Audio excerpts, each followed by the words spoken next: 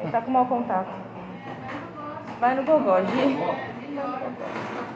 Só vou fazer a apresentação inicial e dar as boas-vindas a todos vocês, agradecer cada um de vocês que se predispôs a estar aqui conosco, né, nesse último dia de Pint of Science. Jundiaí faz parte do maior festival de divulgação científica do mundo.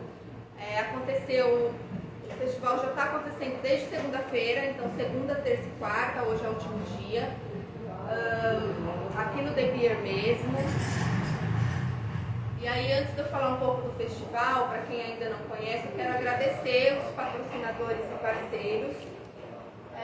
Nós tivemos este ano bastante patrocínio, então acho que é importante agradecer, né? Primeiro é um bar, The Beer, que super é parceiro em nos acolher neste evento.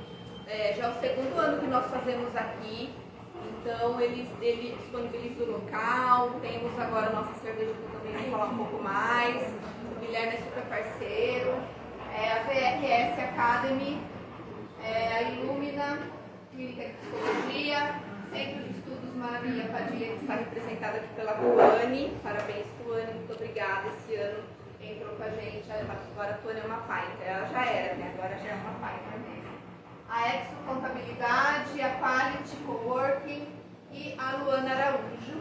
E a parceria, que também a gente está com bastante parceria de divulgação, a Unip. Ontem, na segunda-feira, nós tivemos o professor da Unip falando de saúde mental, o Instituto Brasileiro da Pessoa Idosa, Casa das Alices, 23ª subseção de Jundiaí, a OAB, né, aqui de Jundiaí. Então eu quero agradecer também, em especial, porque pelo segundo ano consecutivo a OAB está apoiando o nosso evento, então eu acho super importante ter uma instituição como a OAB apoiando o nosso evento.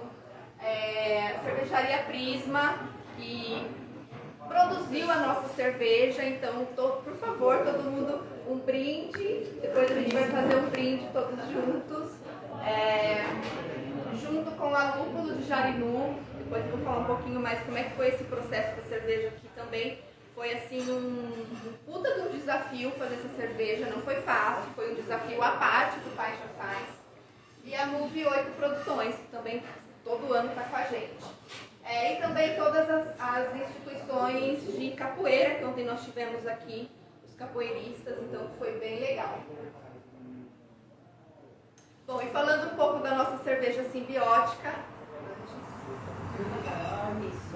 então a gente foi um projeto à parte, super desafiador, é um projeto nacional, então assim, o nome é nacional, então todo pint de toda cidade nacional tem o nome, este nome simbiótica, porém com a diferença regional, então cada cerveja existe uma base única, né, que é a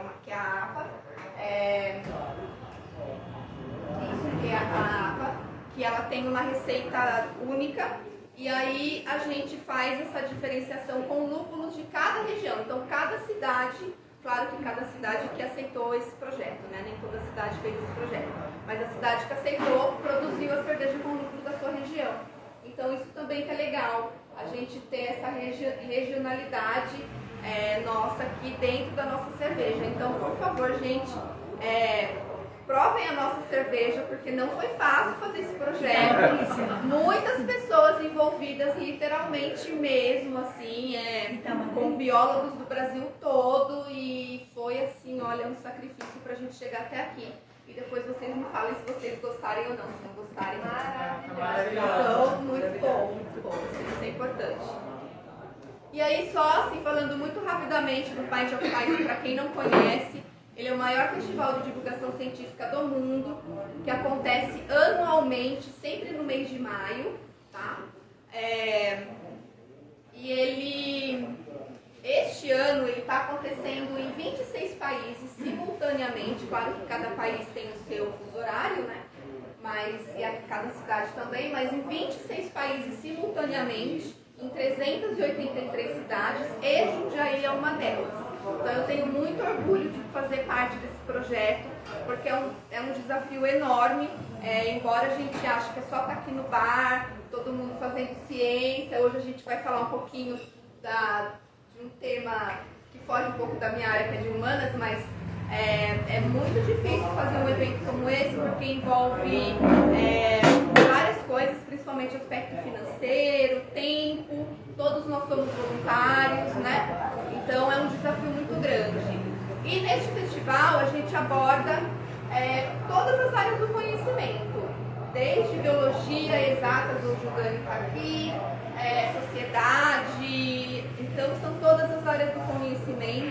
E eu já faço um convite para 2024, quem quiser participar, quem conhecer outros pesquisadores, outras pesquisadoras que quiserem participar, já entre em contato com a gente para a gente já ir planejando, porque nós já temos data para acontecer o ano que vem, que é 12, 13 e 14 de maio. Então, as coisas já estão andando.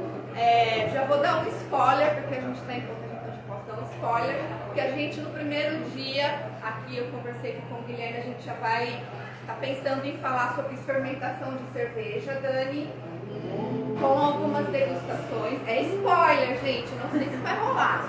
Então, a gente vai precisar mesmo do apoio de vocês, continuar com o apoio de vocês. E podem, né, área da saúde, exatas, ciências biológicas, humanas, o que for, tá bom? Todos são bem-vindos. Aqui é só mesmo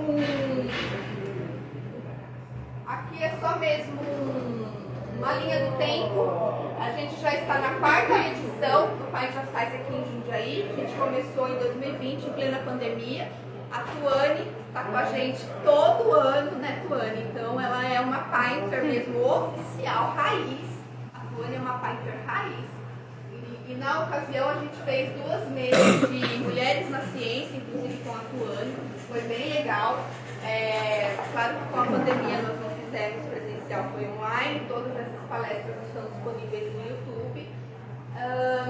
O ano passado também nós fizemos aqui. E este ano também estamos com este desafio. Gel.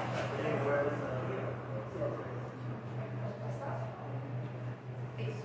E hoje a gente está aqui com o Daniel, com um tema um pouco sombrio. Ele me deu assim um título um pouco sombrio e tal. Aí eu fiz assim um folder com uns fantasminhas. Não sei se é isso, viu, Dani? Mas tipo, na minha cabeça de professora de literatura, você já viaja nas histórias, né?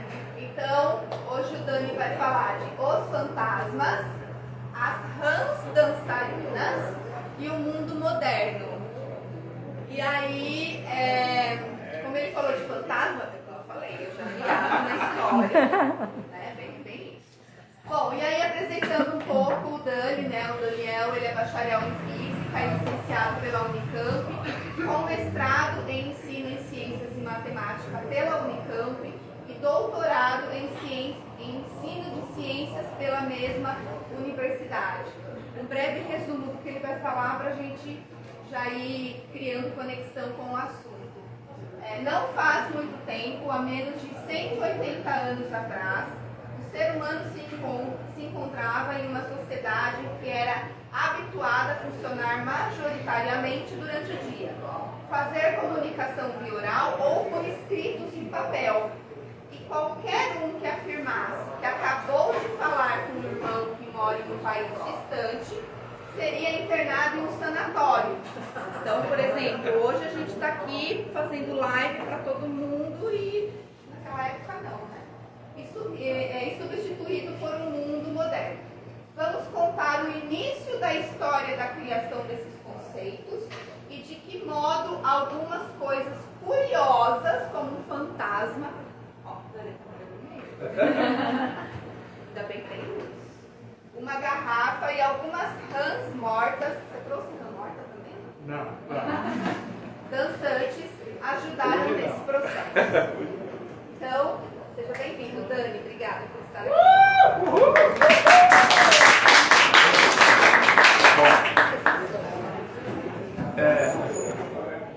Olá, gente. Obrigado. Eu queria agradecer a Gisele, queria agradecer a Clara e o pessoal que me fez o convite. Eu estou muito feliz e honrado em estar aqui. Divulgar a ciência é uma coisa que eu gosto de fazer. Eu sou da área da física, eu sou bacharel em física fiz mestrado na área de ensino de ciência e matemática e eu acho que teve um errinho na hora, eu estou doutorando, eu não concluí o doutorado ainda, mas eu estou em processo de conclusão do doutorado. Minha área de pesquisa é a área da história da eletricidade aplicada ao ensino de ciências. Então eu trabalho com história da eletricidade e é um pouquinho disso que eu vou falar para vocês, e aí eu vou explicar os conceitos desse título, que é um título curioso, mas ele faz sentido, vai fazer sentido. E a ideia é que eu narre um pouquinho da história da eletricidade e como é possível a gente fazer tudo isso que a gente faz, por exemplo, aqui hoje, a uma hora dessa, iluminado por essas luzes e sendo até transmitido por uma live, que é uma coisa muito estranha para uma pessoa de 180 anos atrás, por exemplo. E hoje a gente não sabe viver o mundo sem isso. Tá? Eu faço o doutorado num programa chamado P5 na Unicamp, que é aplicado no IFPW, que é o Instituto de Física da Unicamp, Instituto de Física Cléber Platão. Tudo bem? Bom, pode passar, eu sou também professor licenciado, afastado, do Instituto Federal de Pernambuco. Tá?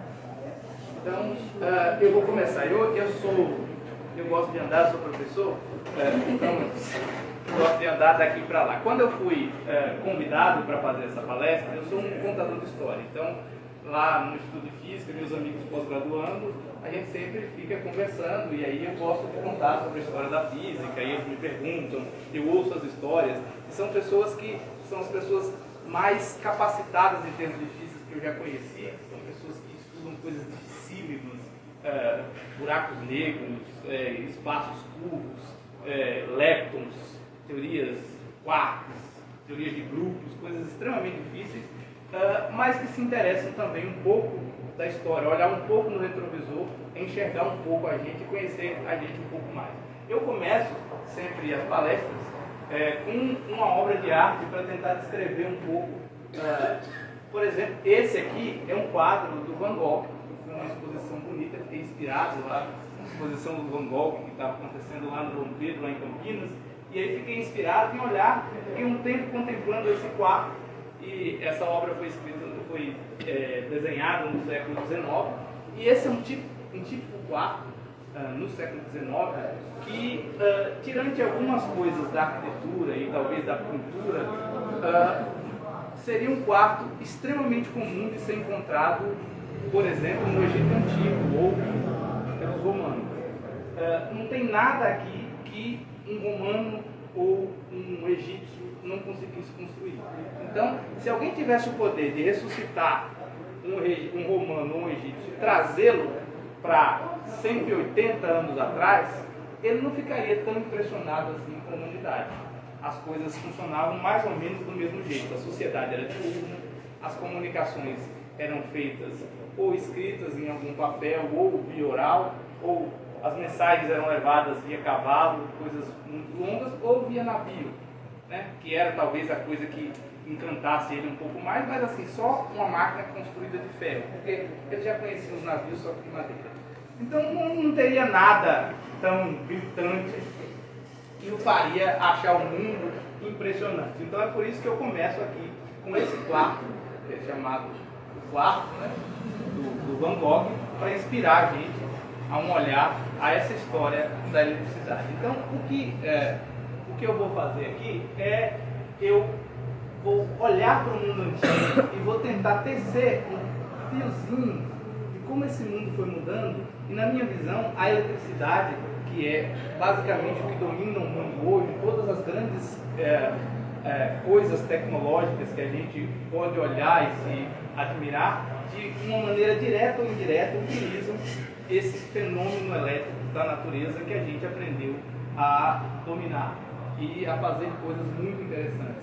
Então, o mundo moderno ele tinha algumas características muito interessantes. Por exemplo, a comunicação era muito lenta, né? Era muito centralizada e lenta. Então, assim, um historiador muito famoso, Oxford, ele diz que, no livro dele, que as notícias sobre a Revolução Francesa, da queda da Bastilha, em 1789, elas chegaram primeiro em Londres do que em cidades no interior da França. Por quê? Porque a comunicação era muito lenta. Eu sou muito amigo de um grande historiador, e ele me fala que no Brasil tinha o mesmo processo. Na época do Brasil Colônia, as mensagens chegavam primeiro em Portugal do que em alguns lugares, por exemplo, no Maranhão, que eram lugares povoados aqui no Brasil. Isso a gente está falando de 1700 e pouco. Então, assim, são coisas que, do ponto de vista histórico, para a gente é extremamente pequeno. Tá? E o mundo antigo, ele era significativamente mais mítico na ciência do que hoje. Então, tudo que se descobria tinha uma grande comoção em termos de valor mítico. E hoje a gente não é tão assim, mas existe espaço para interpretações em conceitos científicos muito interessantes. E a gente vai ver isso ao longo da nossa palestra. Bom, a história começa com um efeito muito antigo, que é o efeito AMBA. Vocês sabem o que é um AMBA? Oi? AMBA, da baleia? Não. Isso, é uma resina. Tá aqui, ó. Tem até um pingente, eu entrei na internet, pela bagatela de uns R$100, vocês podem comprar isso aqui, né? E é um pingente belíssimo. E a ideia começa também por causa do pingente. O primeiro efeito elétrico que a gente conhece, e eu acredito que todos vocês conhecem, é o efeito AMBA.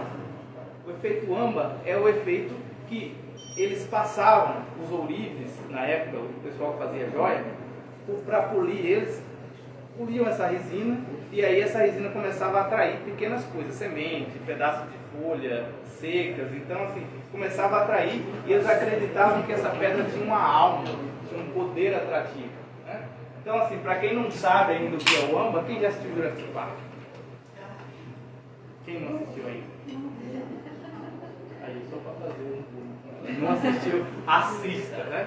Jurassic Park. Então, aquela resina onde o mosquitinho está dentro, sabe, que eles encontram, aquilo é o AMBA, né? Aqui no Brasil a gente tem o equivalente, que é a cera de carnaúba. Você exportar uma árvore, vai sair uma resina, e se você esfregar, ela vai ter essas propriedades atrativas também. Todo mundo já fez isso na escola.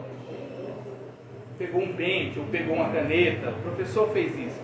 E aí você pega papeizinhos e você consegue atrair. Não fizeram?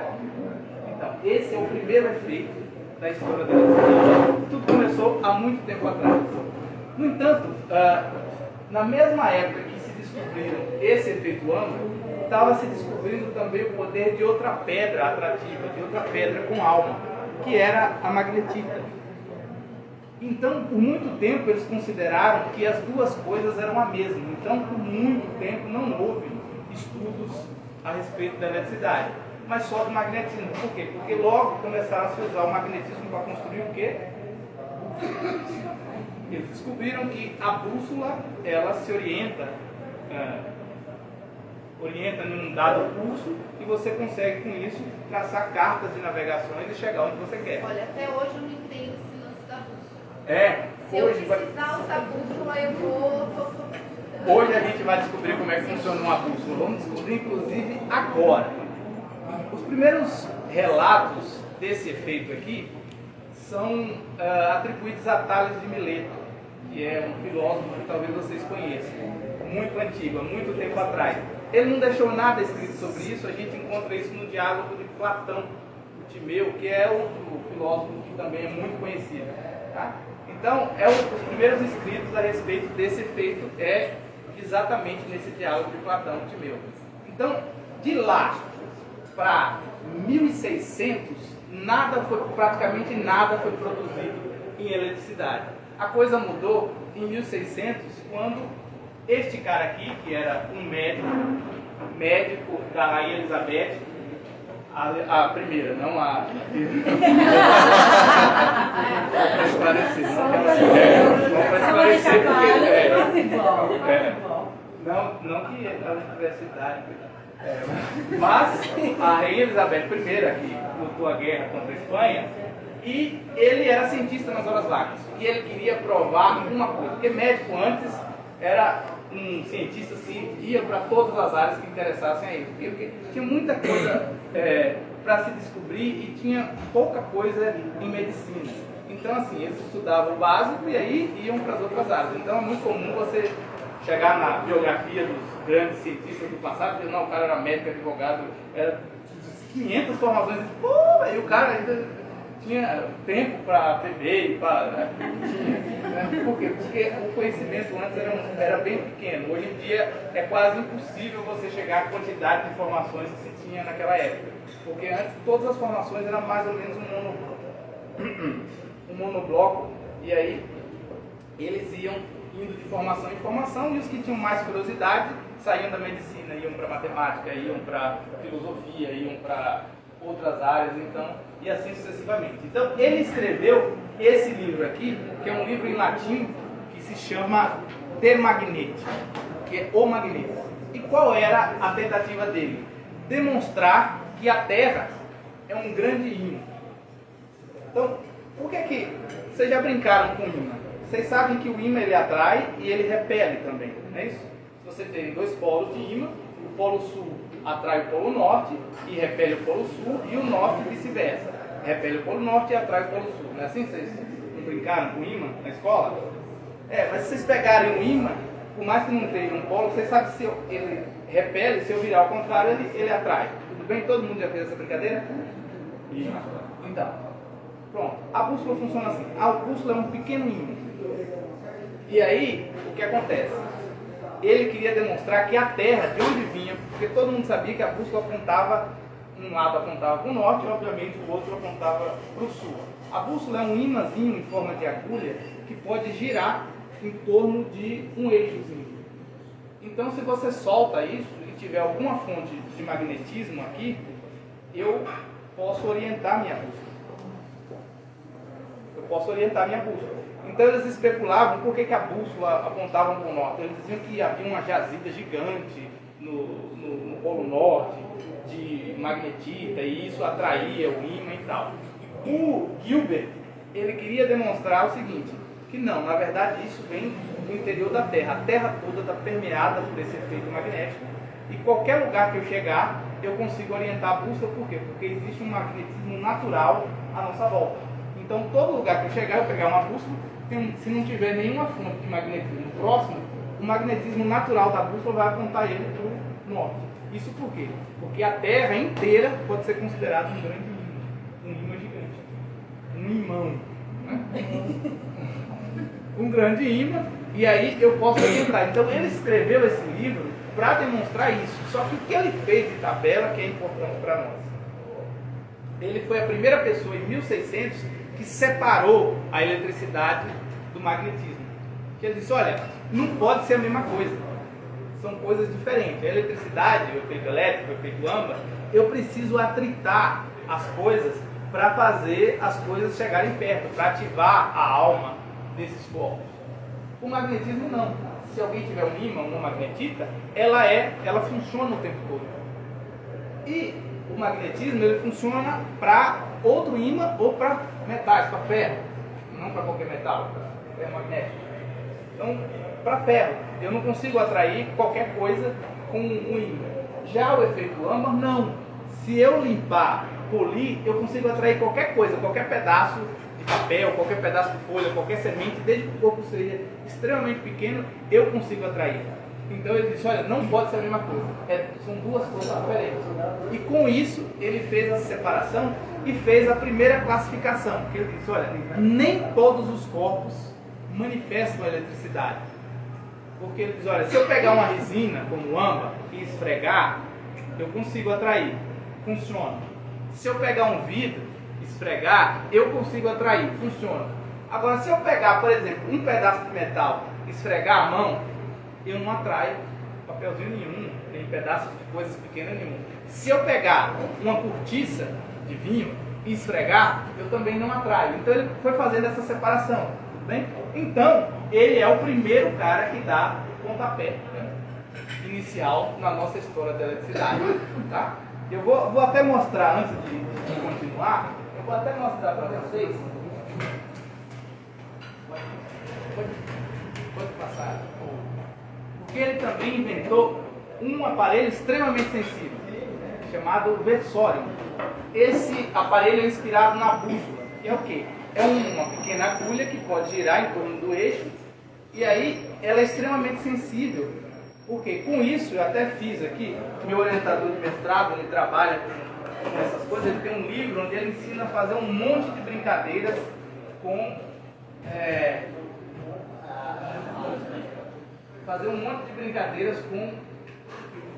eletricidade.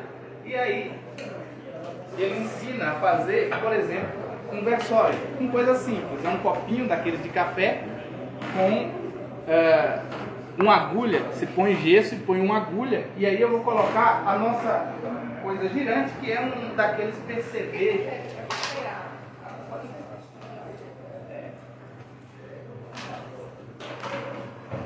Então,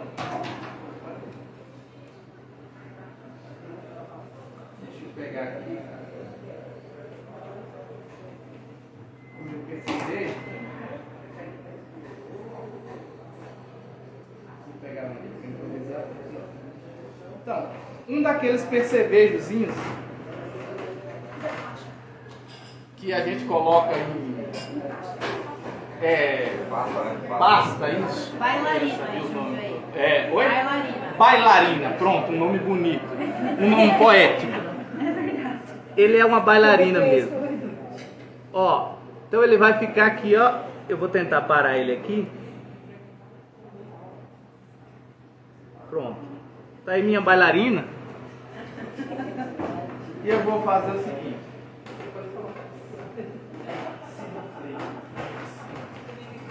Então, ó, minha bailarina, eu vou esfregar aqui, é o efeito âmbar. Ó. Se eu aproximo isso aqui, eu consigo fazer ele se movimentar, tá? Eu consigo fazer isso aqui também. Eu consigo fazer isso com uma latinha, por exemplo, uma latinha de refrigerante. Minha latinha está parada aqui.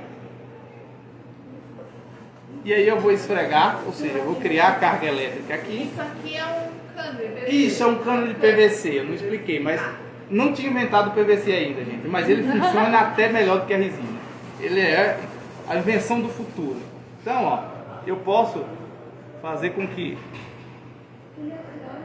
Tá vendo onde está a assombração? Aí, ó, tá vendo? Então, eles acreditavam que isso eram poderes fantasmagóricos. Os fantasmas. Isso, mas o fantasma ainda não é esse, né? Mas eles acreditavam que isso era um poder de alma que a pedra tinha.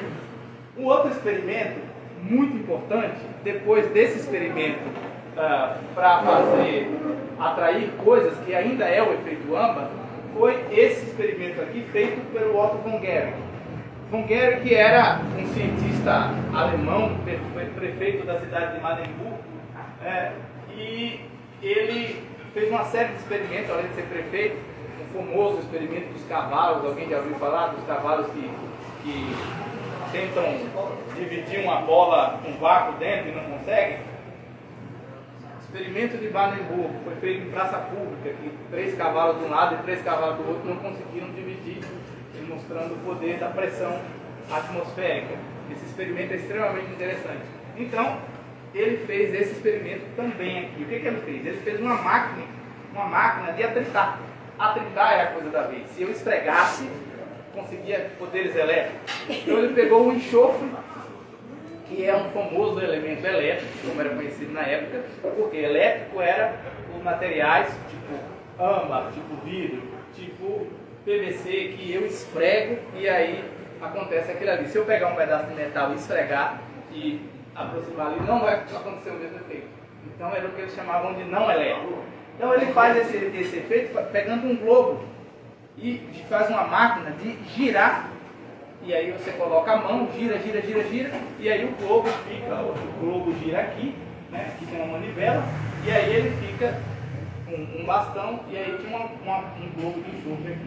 E aí ele começou a fazer experimentos e ele percebeu uma coisa extremamente interessante, que na hora que ele soltava pequenas coisas, por exemplo, pluma, ele soltava, ou dente de leão, soltava aqui na hora que ele atraía, né, que é um pequeno corpo, só que na hora que batia aqui, ele começava a flutuar.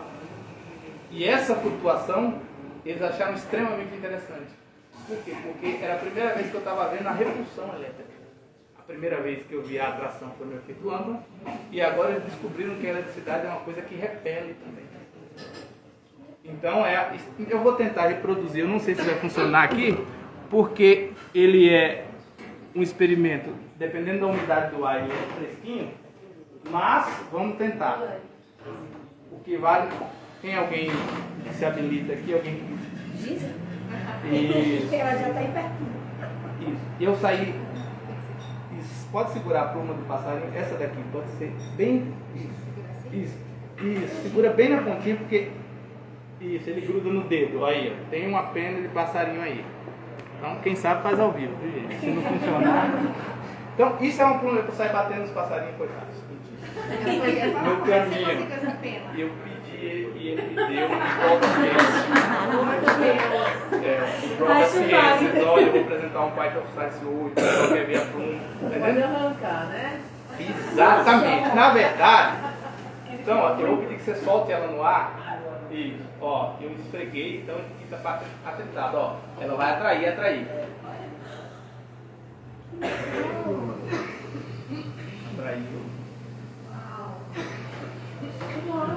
Peraí. Opa. Muita energia, tá? Caiu pra você. Ó.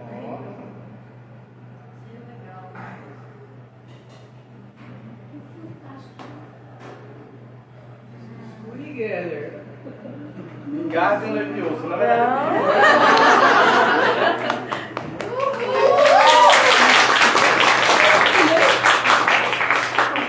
Eu pedi pro meu primo Harry, ele enviou pra ele. Da coruja dele, do Harry. Então pode. Dead Virgins, essa. Então, esse aqui é o experimento de Maddenburg, ou o experimento do Otto von Guericke. O experimento do globo, que é as coisas flutuando. Então, se vocês olharem aqui, eu vou pegar meu cano agora para ser... O professor tem a varinha, né? Então, ó, se vocês prestarem atenção aqui é uma penugem flutuando. Isso aqui está no livro dele.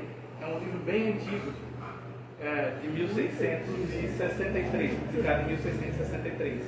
Então, é uma coisa extremamente interessante. E a partir desse experimento, outras pessoas começaram a fazer outros equipamentos. Então, esse aqui é o fantasma na sala. Então, para reproduzir o experimento dele, um sujeito chamado Francis Huxley fez, só que agora ele fez com um bulbo de vidro. E aí, dentro do bulbo de vidro, antes você fazia um bulbo de vidro, era difícil fazer um bulbo macio. Você tinha que fazer oco, era uma bola oca dentro, que você faz soprando. Quem sabe como é que faz vidro? Você aquece lá e... Então você fazia oca. Então ele fez isso com vidro, porque o vidro também era um material elétrico conhecido. Então ele começou a fazer com vidro, e aí melhorou, fez uma maquininha mais bonita. Aqui, ó, tem até a manivelazinha que vocês podem ver. E aí é o seguinte, as pessoas, era uma manivela mais grande, giravam, alguém botava a mão lá para tentar eletrizar as coisas. Só que o que aconteceu? Aí apareceu uma luzinha azul dentro. Isso em 1706, na sala da Royal Society, que era meio... Em 1606 aparece uma bola, uma luz azul dentro de uma... É um fantasma. Então isso foi chamado do fantasma elétrico. Electric Ghost. Se fosse mulher, estava na fogueira. Se fosse mulher, bruxaria, com certeza, naquela época. Ainda bem que foi o outro. Se fosse, coitado, estava na fogueira, né? Isso, bruxaria. Então, isso aqui... Aí agora eu quero ver ciência. Olha aí, questões de gênero. Sempre tem. Sempre tem. Mas aí eles começaram a pesquisar o fantasma elétrico. E aí a ideia era o seguinte, o que é esse fantasma elétrico? A ideia de fantasma que a gente tem vem mais ou menos desse período, porque isso inspirou os escritores. E aí assim, a ideia de uma coisa azul, uma luz azul, né? É o fantasma do Huxley. É uma luz azul, não, mas o fantasma que a gente tem na cabeça não é um espectro, um corpo meio azulado, meio... É a ideia. Isso, meio branco azulado. Isso é o espectro patrono, exatamente. Então, Harry Potter.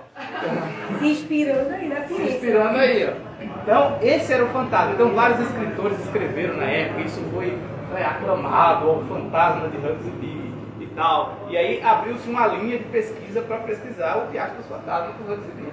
Então, o próximo cara que vai ajudar a gente foi o Stephen Gray. E esse Stephen Gray é extremamente legal. Por quê?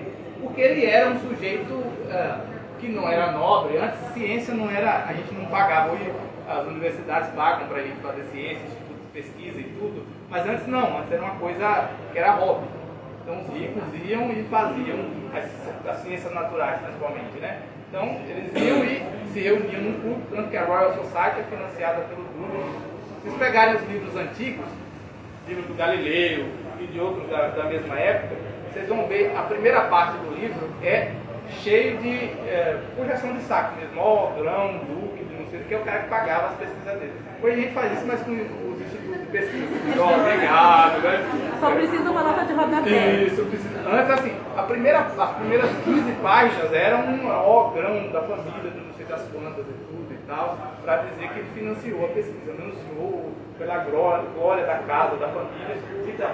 Ele não era esse tipo, ele era um tintureiro. Tintureiro é o cara que pintava roupa, porque era um comércio muito forte no Reino Unido, ele era um tintureiro que pintava roupa. Só que, quando a eletricidade surgiu, ele se interessou muito por os fenômenos elétricos, que era coisa que você podia fazer em casa. Então você pegava... Então ele começou a fazer pesquisas ele mesmo. E aí ele fez as pesquisas tentando achar o tal do fantasma elétrico. Então o que ele fazia? Ele pegava um tubo de vidro, fechava e aí esfregava aquilo para ver, ó, se o fantasma aparecer, ele está tampado aqui dentro, então eu vou estudar ele, entendeu? Então essa era a ideia. Só que com isso ele descobriu que antes uma cortiça era considerada não elétrico, não atraía papelzinho ou esse versório de jeito nenhum. Só que o que ele percebeu foi que quando ele esfregava aqui, tinha uma cortiça tampando, a cortiça adquiria propriedades atrativas. Então, o que era considerado não elétrico, ele disse, opa, tem alguma coisa aí. Então ele fez uma série de testes e mostrou que qualquer material poderia ser eletrizado, desde que você tivesse isolado. Ó.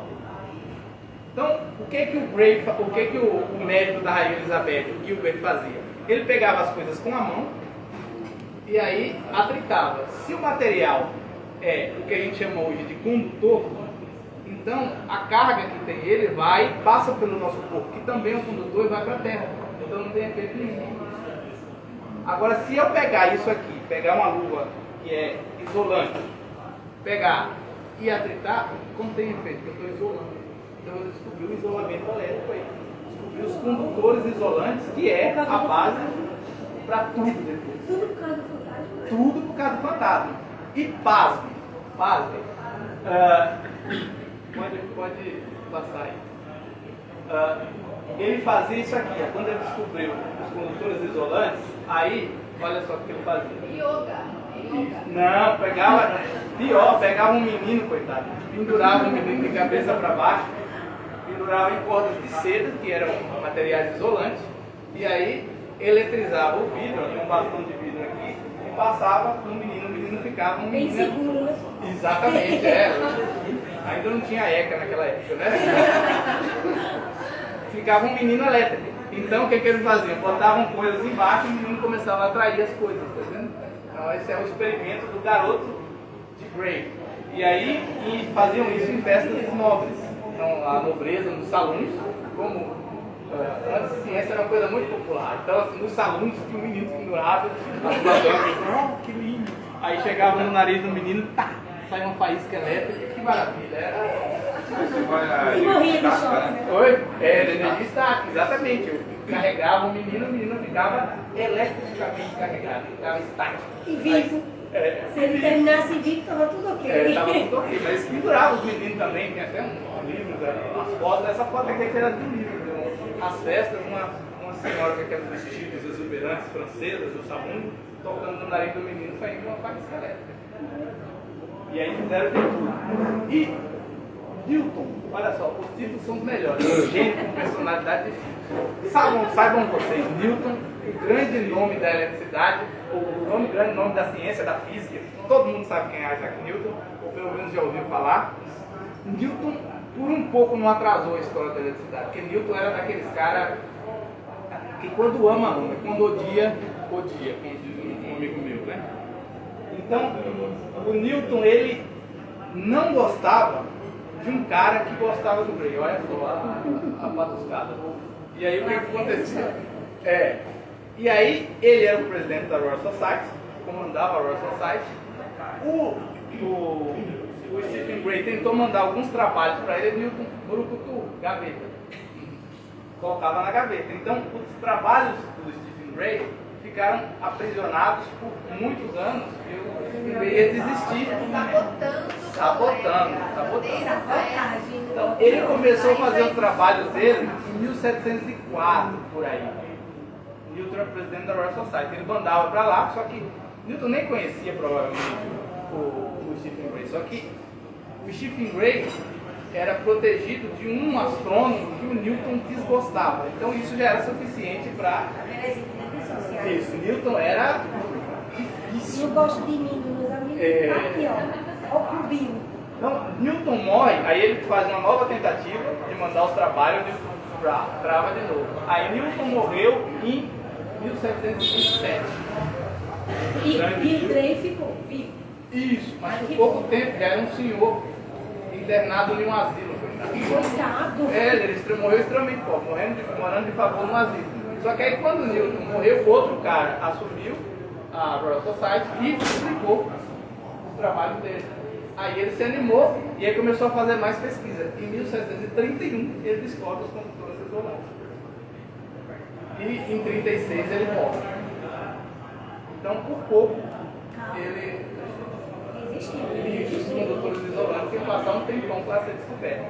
E com essa experiência, essa que eu estava fazendo aqui com vocês, um cara chamado Dufay descobriu que existem dois tipos de eletricidade. Ele estava lá fazendo experimento e aí ele tocava com uma resina e aí o negócio subia. Só que ele descobriu que quando ele esfregava o vidro, ao invés do negócio se afastar, por exemplo, eu tenho uma resina, mas o negócio está flutuando aqui. Então, se eu encostar outra resina atritada, o negócio continua flutuando. Ele empurra o negócio para fora. Se eu pegasse um vidro, ele atraía. Aí ele percebeu que existiam dois tipos de eletricidade, que agora a gente conhece como positiva e negativa. Dois tipos de carga. Ele chamou de vítrea e resinosa, por causa do vidro. Esse nome positiva e negativa vem do Benjamin Franklin, que estava contemporâneo a isso. Mas aí a ideia era essa. E aí, se a gente fizesse aqui, estivesse flutuando, se eu botasse algo positivamente carregado e tirasse, isso aqui ele ficaria flutuando desse jeito aqui. É que eu não trouxe um vídeo bom para fazer, porque senão fazia e ficaria suspendendo contra a gravidade. Legal, outro milagre que ele trouxe de cabeça para baixo, tá vendo? Então, esses são os dois tipos de carga que foi feito logo depois do Stephen Gray. Tá? Pode passar. Bom, e aí é que entra nosso desenrolar da eletricidade, que é a garrafa de Leyden, que é uma coisa desse tipo aqui, que eu vou mostrar daqui a pouco para vocês, que ela dá choque. É uma garrafa, os caras estavam tentando aprisionar a eletricidade, e aí, de repente, o cara bateu a mão e levou um choque. De repente, ele levou um choque. Então, isso foi estrondoso. Olha, ele levou um choque. Então, isso aí começou a... Ele conseguia armazenar a eletricidade e descarregar depois.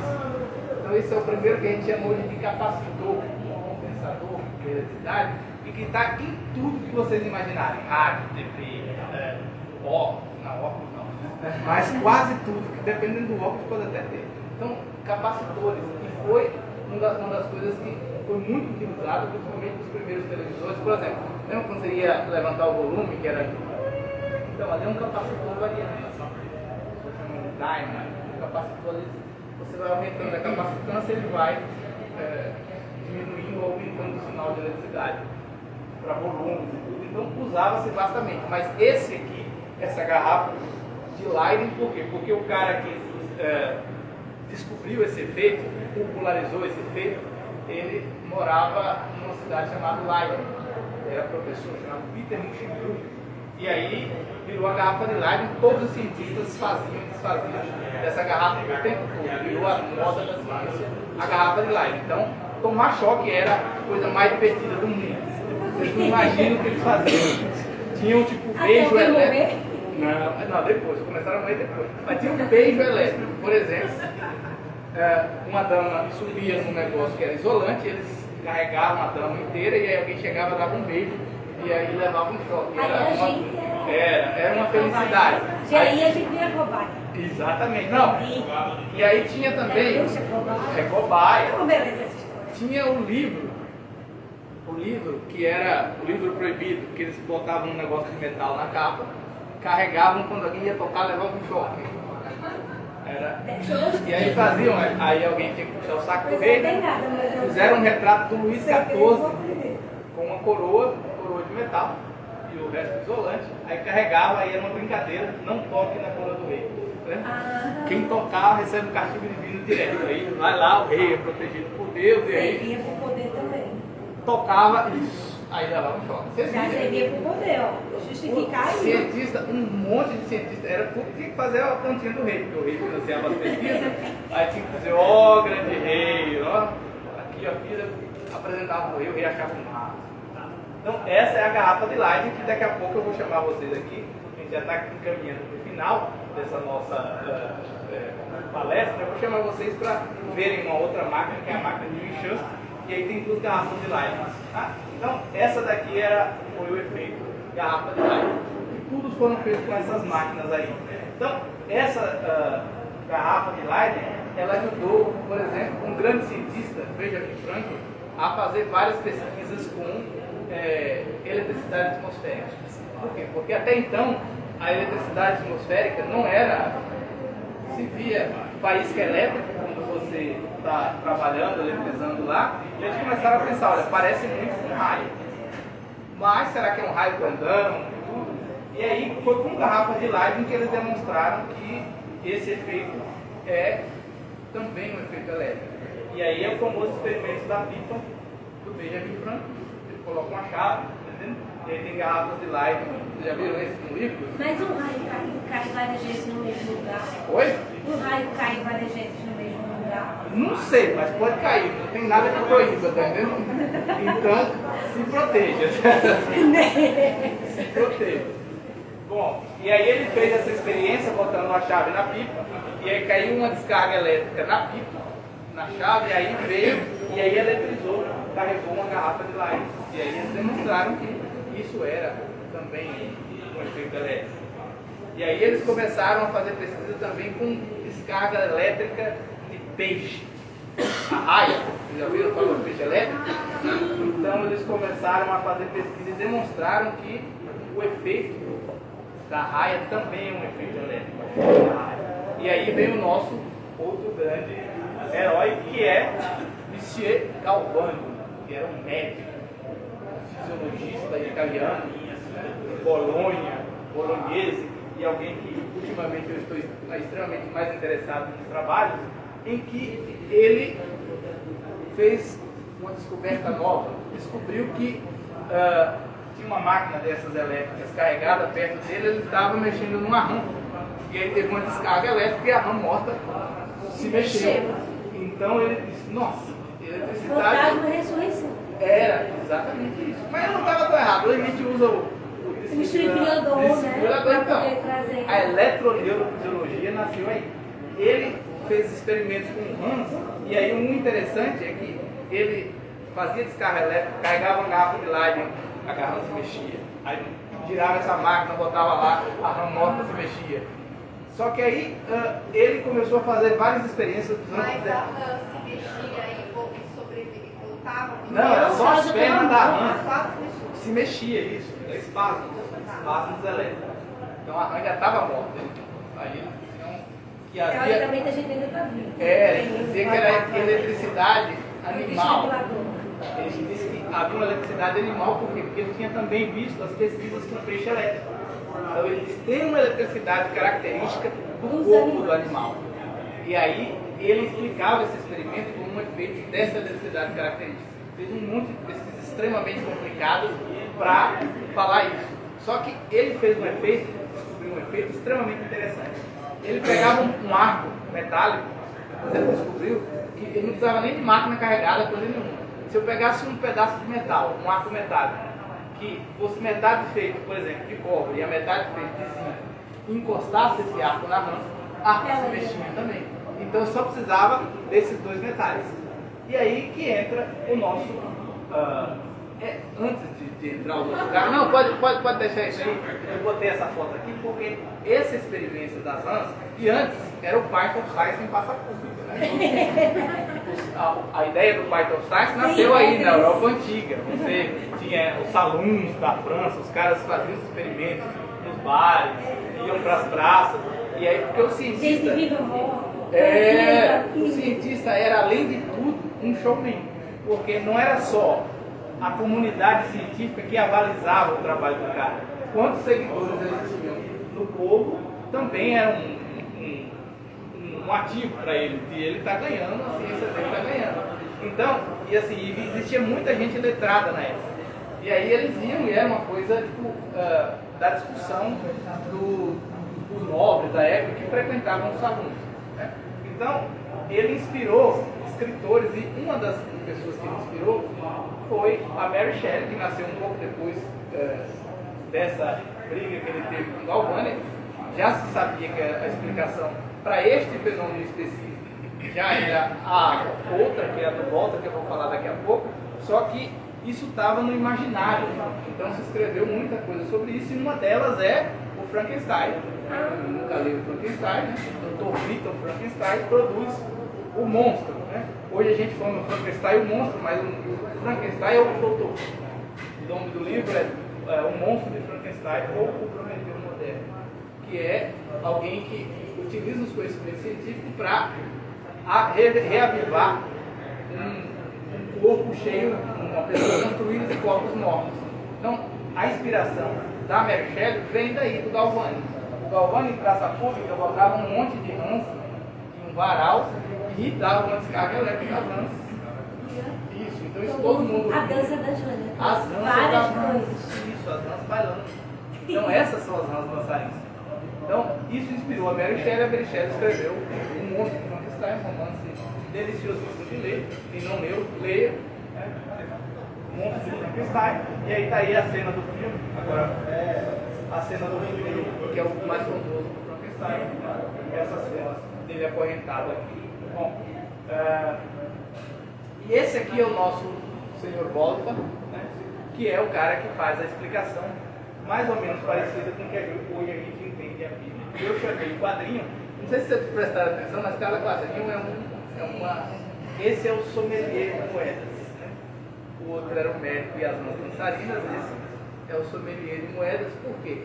Porque quando ele viu que o Galvani produziu o choque com as rãs, com arcos bimetálicos, ele disse, não é da rã que está vindo, são os metais.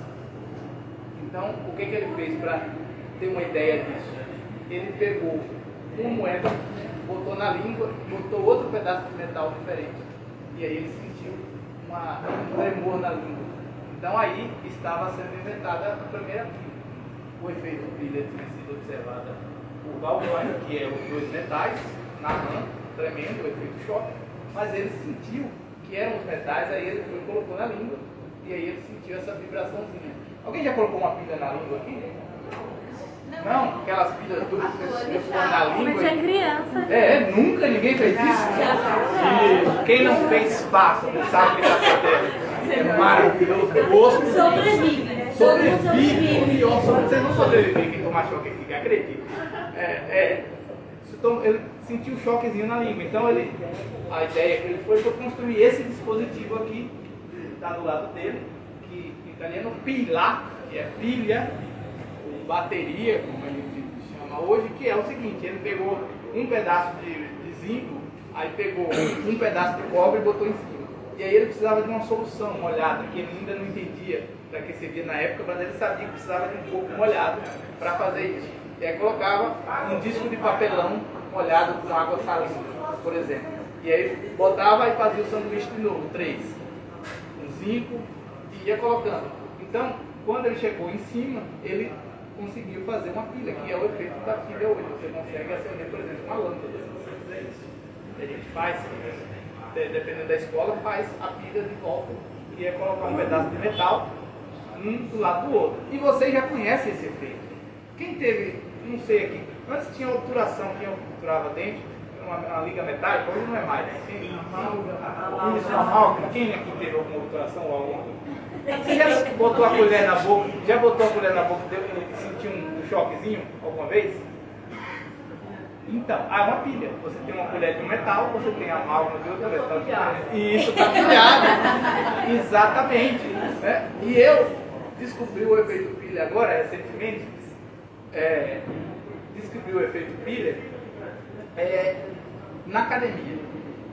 Eu achava que eu tomava choque por eletricidade estática, que ia eletrizando, e aí eu estava na esteira e eu botava a mão no negócio de metal e tomava choque. Não toma? Quem já tomou choque aqui na... Mas eu percebi que era só na mão da aliança.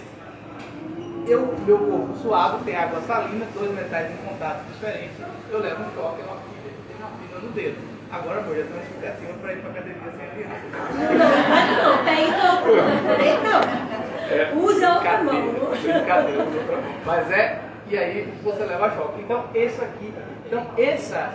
dispositivo, e aqui a gente encaminha para o final, esse dispositivo, ele abriu toda uma gama de efeitos elétricos, porque depois que se fez a pilha era a invenção que se estava procurando. Então, eles começaram a produzir aquilo. Então, em pouco tempo, essa pilha aqui é de 1800, a primeira pilha foi apresentada na Napoleão Bonaparte, ele ganhou até um título de nobreza. Napoleão tinha invadido a Itália, ele foi lá, apresentou e ganhou um título de nobreza. Tá bom. Essa pilha aqui, ela foi enviada uma carta para várias academias científicas, eles produziram essa pilha em vários lugares, e aí os cientistas começaram a pesquisar, e a partir daí, tudo que a gente conhece hoje está embasado, porque você precisa de uma fonte de corrente contínua. Então, esse dispositivo que abriu o caminho para o ser moderno, uma moeda, um fantasma, às vezes. Então, pode passar. E aqui tinha um videozinho que eu coloquei, mas não, pode deixar, era os experimentos que eu tinha feito, mas eu já fiz ao vivo. Todo ao vivo. Já. Quem sabe faz ao vivo. Depois eu mando para vocês se vocês quiserem. Volta um pouquinho. Esse aqui é uma pesquisa recente que saiu até na Folha de São Paulo, saiu na mídia, que pesquisadores brasileiros descobriram fotos de efeito ultra-rápido, mas como é que os raios se formam. Então, assim, não é um raio que cai, ele sobe também. Então, assim, se você vai receber um choque, o raio sai de você também. Esse raio, esse clarão luminoso, ele sai de você, ele vai é uma atração de carga. Então, o raio acontece assim, ioniza o ar, e aí, a partir dessa ionização, uma descarga elétrica passa, quebra a resistência elétrica do ar, e aí faz a luz. Assim. Você tem como me dizer por que é que o Brasil tem tanta carga elétrica? Tem tanta carga elétrica? Então, é um fenômeno climático, mas por causa do clima daqui. Então, assim, aqui não é o Brasil específico. Essa região, principalmente, é a região um pouco mais seca, mais continental, você tem que passar nuvem carregada. Você tem mais espaço para receber. Então, que você vê, tanto na fazenda, matou não sei quantos gados lá, o raio veio e levou. Isso pega, por exemplo, se você tiver uma árvore, porque se você tem um campo muito aberto, aquilo chance de carregar mais disso. E aí você tem uma ponta no meio de um campo muito aberto, a carga é concentrada nessa ponta. Então, por isso que o para-raio é uma ponta, por quê?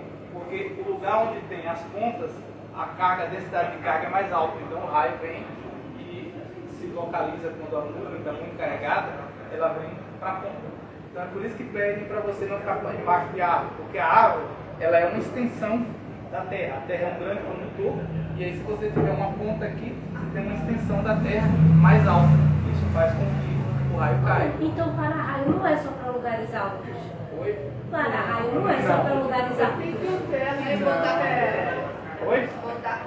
Vai estar com Mas em lugares altos é mais fácil. Por exemplo, porque se você tem aqui, por exemplo, essa região aqui, você tem aqui lugares muito altos. Se você colocar uma ponta aqui em cima desse lugar, a probabilidade de um raio ser atraído por esse lugar é muito... E aí protege o E isso aí de baixo. protege o que está embaixo, exatamente. É para o raio cair no para-raio. O para-raio não para. Mas se o tiver raio uma fazenda atrai. grande, ó, o estalho e para-raio protege os seus animais. É. Então, essa daqui, essa imagem aqui, é uma imagem que eu queria terminar, porque existem alguns fenômenos ainda, nesses fenômenos simples de carga, existem alguns fenômenos ainda que estão por descobrir, tem gente pesquisando isso. E aí, eu queria terminar com essa imagem, porque foi feita no Brasil. Então a eletricidade demorou quantos séculos para chegar? Então, em 1800 foi feita a primeira pilha, 1600, 1800 a primeira pilha. Então é o seguinte, a gente está em 2023. Olha a Então, evolução que teve. exatamente, só que assim, a primeira lâmpada já foi feita só depois, não considerando o fantasma como uma lâmpada, mas a primeira lâmpada só foi feita depois da primeira metade do século XIX. Do século XIX, para cá que traz toda a revolução que a gente conhece. Exatamente. Então, em 1910, que é o início do século XX, é que as cidades começaram a ficar iluminadas. E aí que se começa o mundo moderno, o telégrafo, as coisas que usam a eletricidade, as comunicações começam a ficar mais rápidas. E aí a gente chega aqui hoje. Vai Olha começar. em quanto tempo mudou. Tudo mudou. A internet, Eu queria agradecer aqui, antes de agradecer e ficar à disposição da pergunta se ainda tiver tempo, né? Agora a gente vai fazer o negócio. Vai fazer, vai fazer, Alex. Pode passar. Pode passar o. Isso, eu queria agradecer.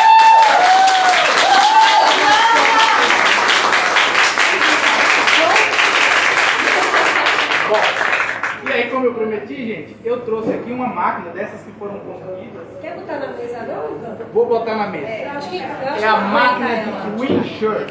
Vou botar isso aqui. Eu acho que aguenta. Deixa eu Então, essa passar. máquina aqui é feita, gente, foi feita lá no LIEF, que é o laboratório. Meu lado curioso. Por aqui, ó. Alice.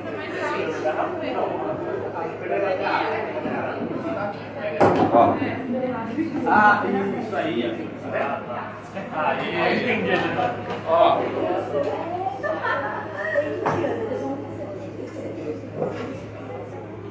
Então, essa daqui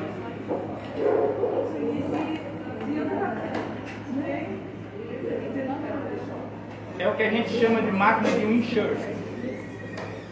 Então, ó, elas são dois discos isolantes e aí tem aqui umas raiazinhas condutoras, que são, a gente chama de coletores. E o que acontece? Aqui eu tenho duas garrafas de Light, que é aquela garrafa que eu falei para vocês. Como é que ela funciona?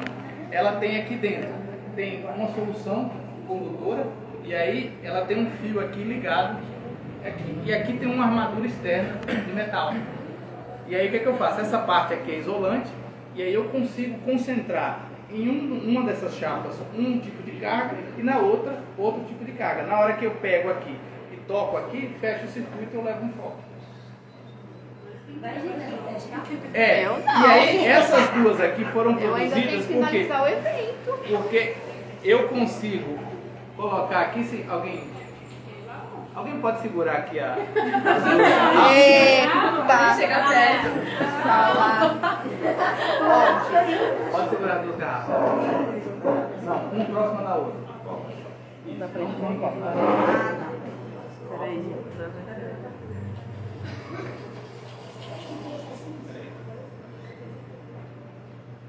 Girar aqui forte, vai ser uma faísca.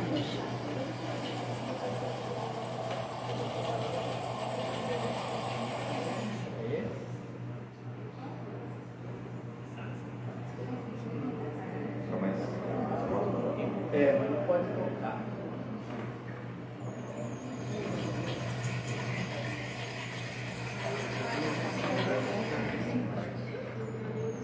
Aqui não tá próximo Ela vai ficar aqui. É que alguém tem que segurar só para a garrafa não cair. Tá.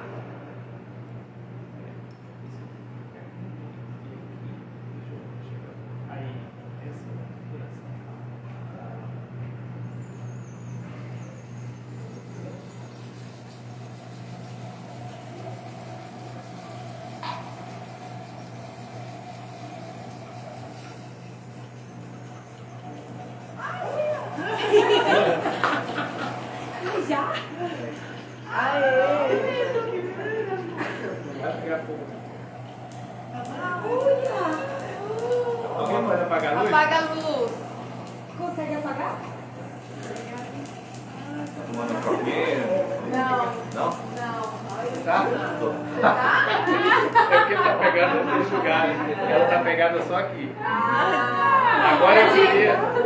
Pode soltar. Agora eu vou carregar. Alguém pode segurar, pegar a garrafa agora? Pode aí, é um monte de plateia. Quem se habilita? Vem cá, Gel. Eu não sei se você Pode ir lá. mais justo eu. Quem se habilita a tocar na garrafa? Mais justo eu. Aqui sou desastrada. Aí eu caio.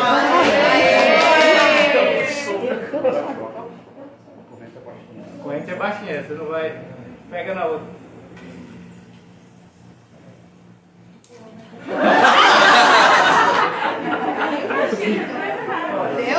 Deu um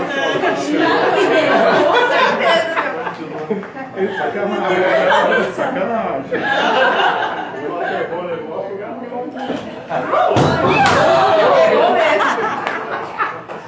Você mantém a sua garrafa em casa. Levei um choque. Então, mas o choque é baixinho. O choque é baixinho, ó. Agora tem que descarregar. Isso. Então, o choque é baixinho. Ele dá um tremor na mão, mas não tem nenhum efeito exatamente porque a corrente é extremamente baixa. Então ele só treme a mão. Se eu tivesse uma lâmpada aqui, eu acenderia a lâmpada, entendeu? Então o que eu faço? Eu carrego essas duas garrafas de Leiden aqui, quando elas se aproximam, eu tenho que tocar. Isso, elas têm uma energia por um tempo aí. Isso, aí tem que tirar, tem que descarregar ela, aí poder tocar. Pronto, ó. Isso, é porque isso aqui conserva uma energia, uma carga também, entendeu? Isso, ela fica com carga residual, eletricidade estática. Então aqui eu carrego as duas garrafas de Leiden e aí quando eu aproximo ela descarrega uma da outra. Esse é o fenômeno que acontece na eletricidade atmosférica. Eu tenho a Terra, que ela tem uma quantidade de carga, e eu tenho as nuvens que estão muito carregadas, e aí quando elas têm uma quantidade de carga muito grande, elas descarregam, e aí eu tenho uma centelha elétrica. Então foi a partir desses tipos de fenômenos aqui que eles começaram a perceber que talvez, interpretar que talvez o raio também fosse um fenômeno elétrico. E hoje a gente sabe que praticamente tudo, nosso corpo funciona através de sinais elétricos, os nossos movimentos são governados por eletricidade, e quem começou toda essa história foi justamente o Galvani, e depois o Volta, e depois vieram outros, Faraday e Maxwell e outros mais, e a gente chegou aqui nessa eletricidade de hoje e nessa palestra de hoje. Que legal! Muito obrigado.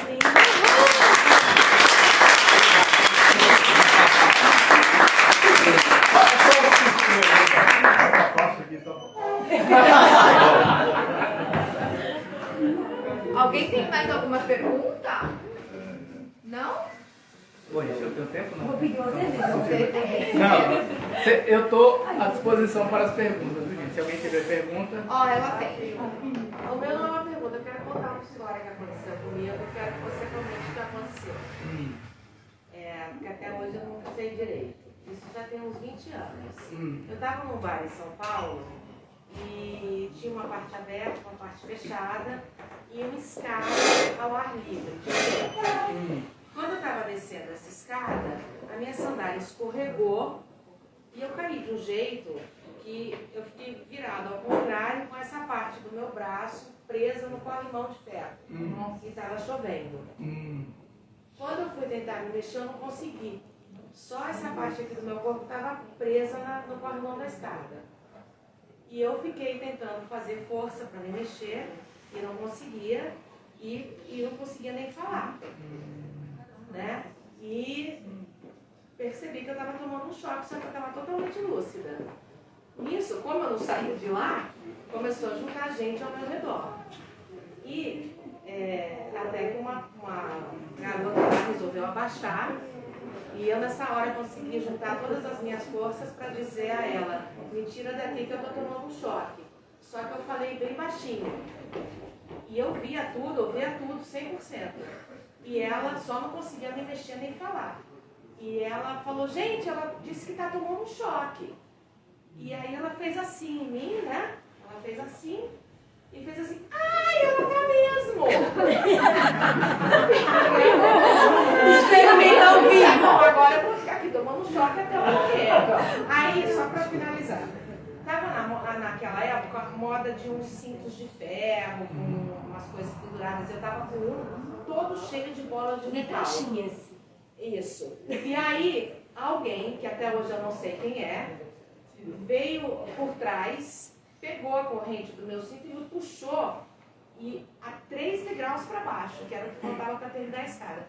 Eu caí no chão, olhei para trás, não vi quem foi que me ajudou, levantei assim completamente alucinada, né? Fui procurar meus amigos, contei o que aconteceu, eles me levaram para o Hospital do Coração, eu cheguei lá, eu estava em São Paulo, eu cheguei lá, eles me deram um vaga, que eu estava totalmente, né? Mas enfim, até hoje eu não sei direito o que aconteceu. Assombração. Eu não sei precisar o que aconteceu, porque eu não estava lá, mas provavelmente tinha algum dispositivo elétrico ligado nessa escada. E aí no momento que você caiu nela, estava tudo molhado, você se tornou um condutor. Então você tinha um pouquinho de corrente, ainda que mínima, passando pelo seu corpo. Como as nossas sinapses são governadas por efeito elétrico, então isso interfere, então eu paraliso, eu posso paralisar, eu posso entrar em convulsão. Por quê? Porque as sinapses são governadas por efeito elétrico. Se eu tenho uma outra fonte de eletricidade, por isso que quando dá aqui eu dou um choque.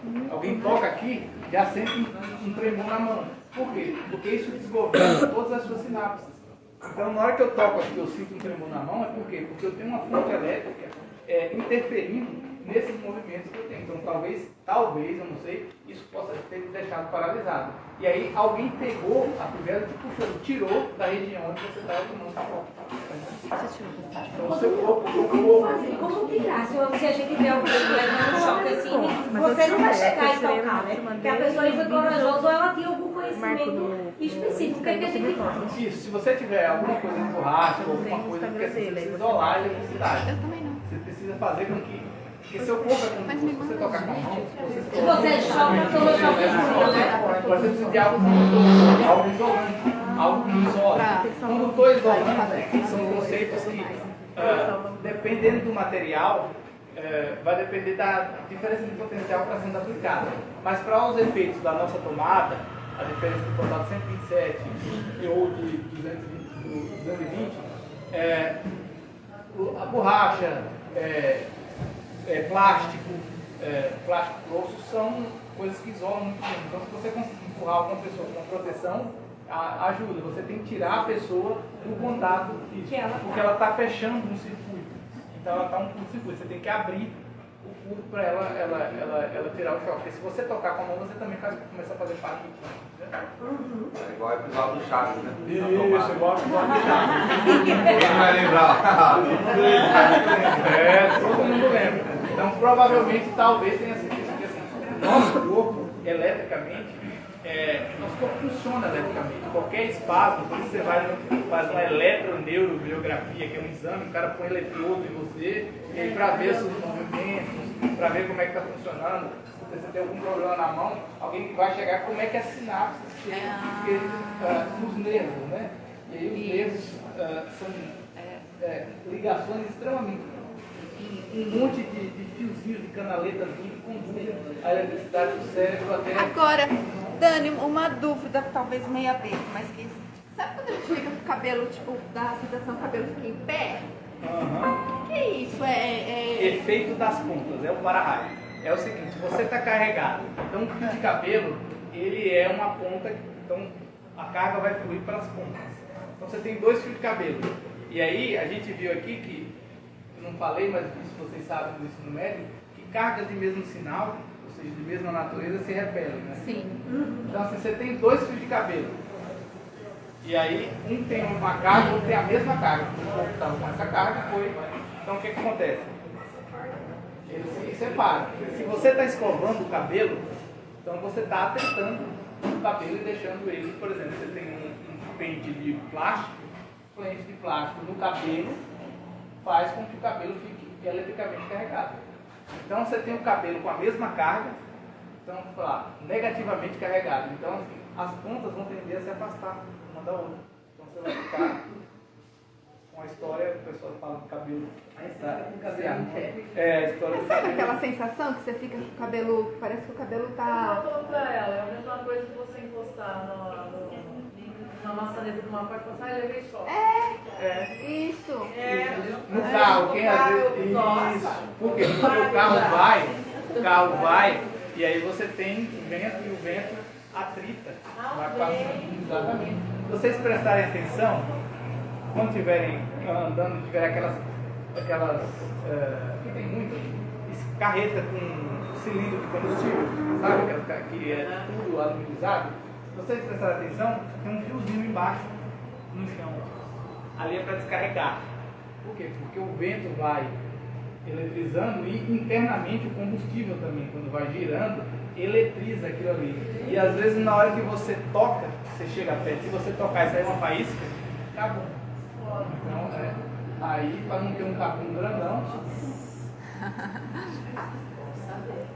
Então, se vocês prestarem atenção quando vocês estiverem de carro, passaram uma carreta perto de vocês, passaram uma carreta, presta atenção, tem sempre uma corrente no chão, uma corrente de segurança, que é para descarregar. Todos os aparelhos que podem ser carregados e tem risco de explosão, tem algum dispositivo para descarregar. Então, é o aterramento. Legal. Tudo bem? Alguém mais? Dani.